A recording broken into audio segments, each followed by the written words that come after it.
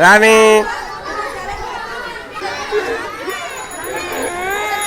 কোন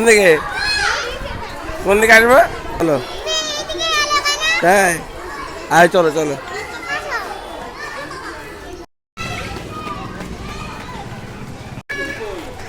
এই তো চলো চলো চলো চলো, হ্যাঁ চলো আসো। জলবোতল কই, জলবোতল কই? এই ব্যাগে। আচ্ছা চলো, হাত ধরে চলো। ও আস্তে, এত দৌড়াদৌড়ি করে না।